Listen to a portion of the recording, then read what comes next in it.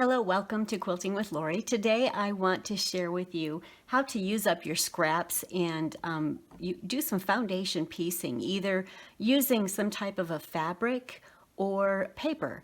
So I'm going to share with you how I've done this. This bag that you're looking at, it's not finished yet. This is a tote that I'm creating using this scrappy foundation pieces here. And I'm going to be using it to carry my scrappy bins in when I go to retreats. I still have a handle to put on it. I'm not finished with it yet. I'm still getting the lining done.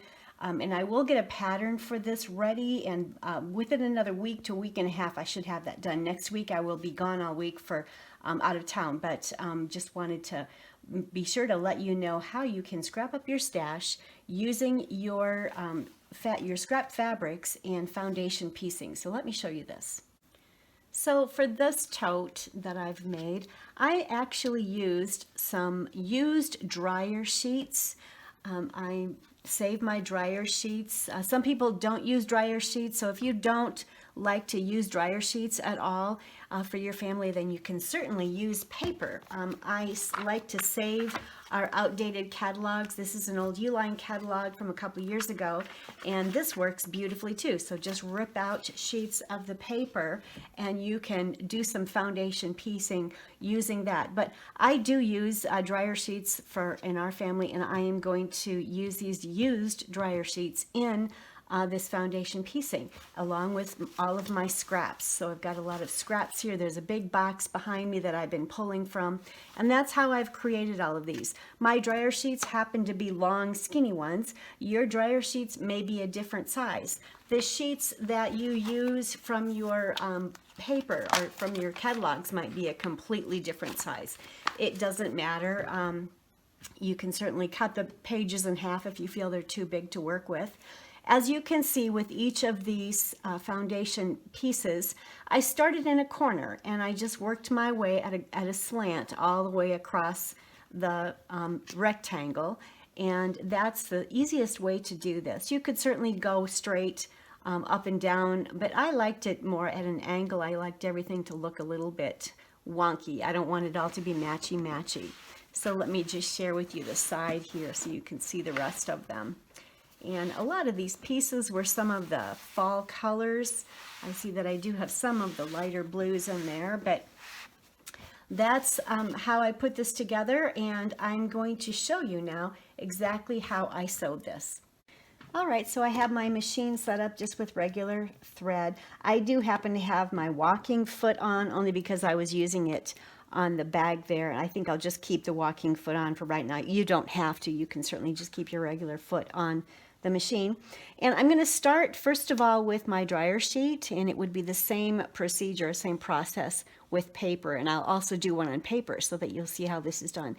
And I found an old little rectangle here. It's kind of a wonky little rectangle, and I'm going to place it in the corner here, and then I'm going to find something that is long enough from my stash here that will actually go all the way across that, and I want to make sure that you can see what I'm doing there. Okay, so here is my triangle. I'm going to lay this right sides together, and I'll bring it up to my machine, and I'm going to sew 1/4 of an inch along that area right there. So I'm just going to gather it, bring it up here.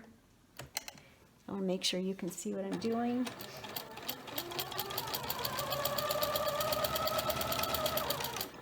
All right.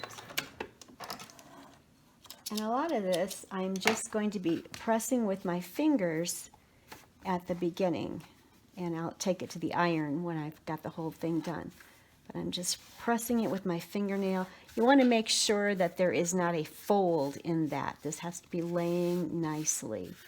And you'll also notice that I'm kind of missing a little bit of the corner here. So on my next piece, I'm going to skew it a little bit in order to make sure that the next fabric will fold over and catch that corner. So now I need to find something that's long enough. Here we go. This will work. I'm sorry, I just hit the camera. I apologize. So what I'm going to do is skew this along here. As you can see, it's not, I want to make sure you can see this. There we go. So I'm literally going to sew 1/4 of an inch on this yellow, on the gold, and ignore that. And I just want to make sure that when I fold this over, another thing you have to make sure that you do is allow there to be plenty of fabric on each end so that when you do flip this over after you've sewn it, you have covered the foundation. And you can see there that I will have covered that foundation because I moved it up. So now we're going to go back here, and I am going to take this up to my machine. It's a very relaxing way to sew. It's very forgiving and just a lot of fun. And it's a wonderful way to use up your scraps. Okay, so that worked beautifully. What I want to do is just get rid of that piece in there. So I'm going to take my, there we go. All right, fold it back out. There we go. So there is the piece so far. I'm going to take my scissors and I'm just going to cut away the excess and throw that back in the stash. So there we go. Now let's find something else. We're going to need something that's long enough to, a lot of the strings work out beautifully for this foundation piecing because you're stitching long distances across the paper or foundation fabric, whatever you're using.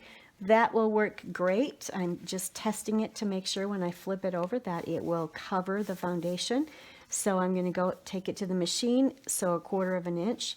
I'm making sure that everything is pushed nicely toward the foundation so there are no folds in there. So let me grab it, bring it over here. My walking foot makes a lot of noise on this Janome machine here. Okay. There we go. And I'm going to trim this away. Now let's see, what can I put? I think I want to, here's a skinnier piece. Let's put that one on there. And again, I'm making sure that I'm extending it well beyond both ends so that when I flip it over, it covers the entire foundation. I'm making sure there are no folds in this, pressing it nice and straight and with my fingers, bringing it up here.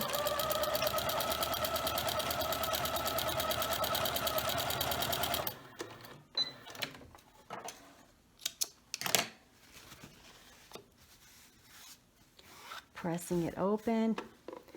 Let's see, what can we use? Here's a nice green, that's not big enough. I'm going to have to go down into my stash and grab something. Let's see what I can find. All right, I've got some, this is a bigger chunk. I'm going to cut off a piece.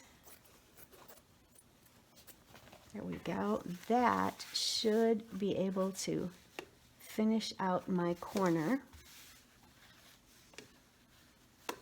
And it does. Excellent. So I'm going to place it on there. I'm going to stitch 1/4 of an inch.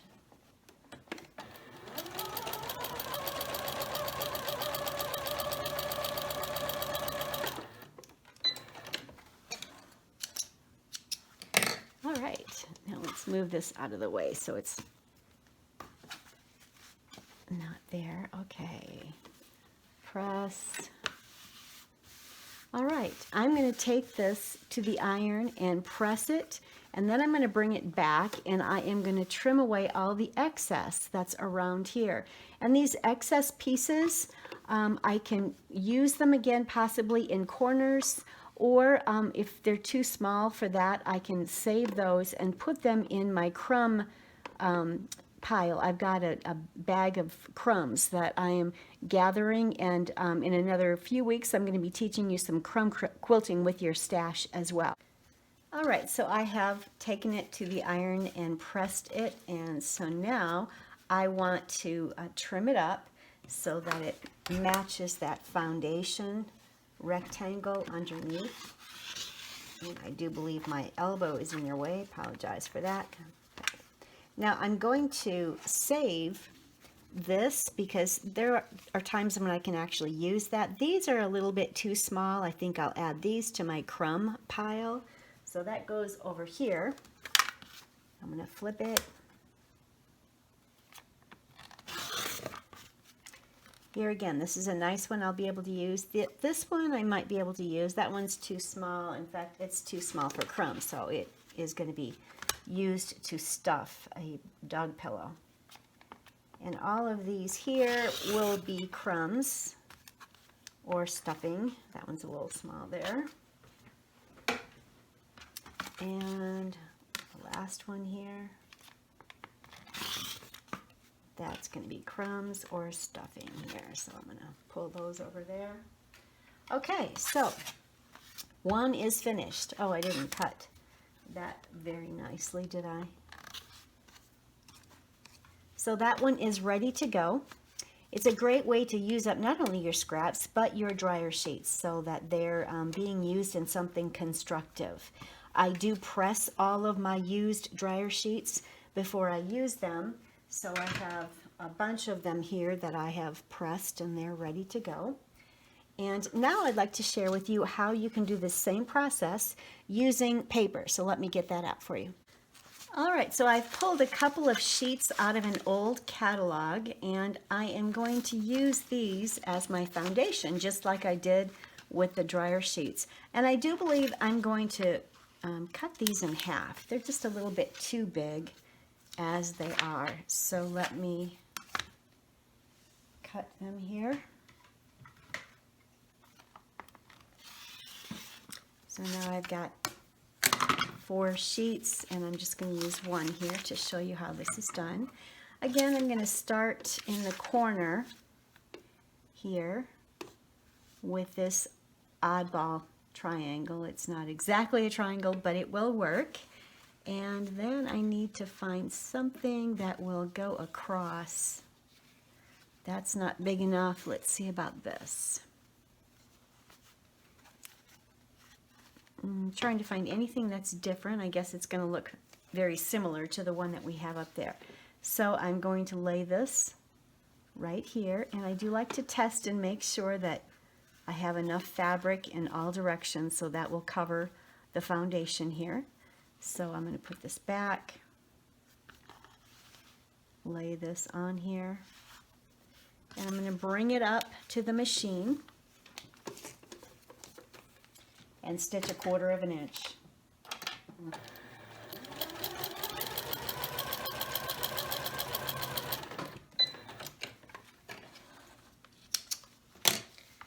All right. That actually moved on me, so I should have pinned it. I'm going to remove this and start over on this one. All right, this time I placed my green triangle and this on top of it. And you'll see that I made sure the green triangle on the back extends out so that it definitely is covering that. So I'm going to start over and do 1/4 of an inch seam allowance there. Sometimes when you're moving your paper and fabric up to the machine, things can move on you. So it's always sometimes a good idea just to pin or just readjust and make sure that you've covered everything before you start sewing. All right, so that worked out well. Let me trim away this. And again, I'm going to need to get some more fabrics up here. Here's a yellow one. This will work. It's long enough.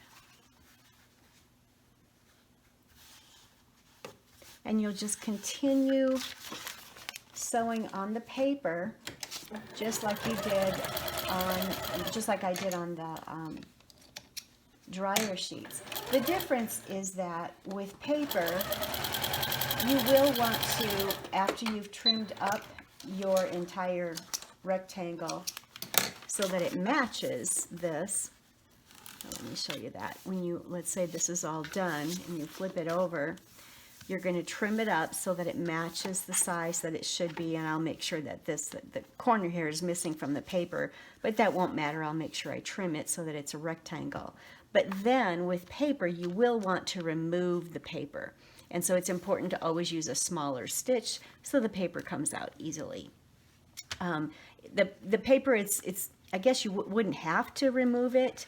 Maybe if it's something that you're not going to wash, but typically with all of my bags and totes, and that's what I'm going to be doing with all of this, I do like to wash them, and even quilts, I do like to wash them, so I would remove the paper. I would not want that to be inside the quilt itself. All right, so I have the paper foundation finished, and I'm now flipping it over, and I'm going to trim it up so that it matches this rectangle shape. I'll save that one. This one will go. All right.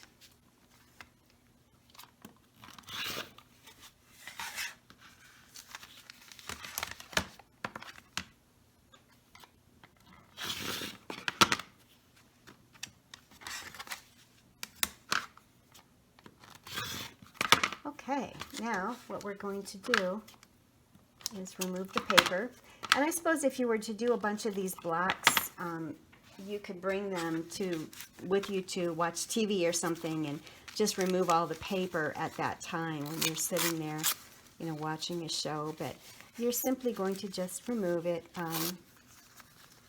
It comes out very easily, especially if you use a smaller stitch. It'll come out much easier. So you'll definitely want to remove all the paper from those and continue making the blocks. In about a week and a half to 2 weeks, I will be coming back to not only provide the pattern for this bag, so that if you'd like to make a tote for your bins, you'll have that available to you. But I also will show you some beautiful patterns on using foundation piecing, but you can make some really beautiful patterns and create some gorgeous quilts using your stash and foundation piecing. So make sure you stop back, make sure you like and subscribe, and hit the notification button so that you'll know when I post that. Like I said, this next one for this series will probably be in 1.5 to 2 weeks when I'm back in town. I hope you enjoyed it. I certainly have. It's been a lot of fun, and I can't wait to bring more to you on foundation piecing with your scraps. Until next time, this is Lori Dickman. Thank you so much for stopping by.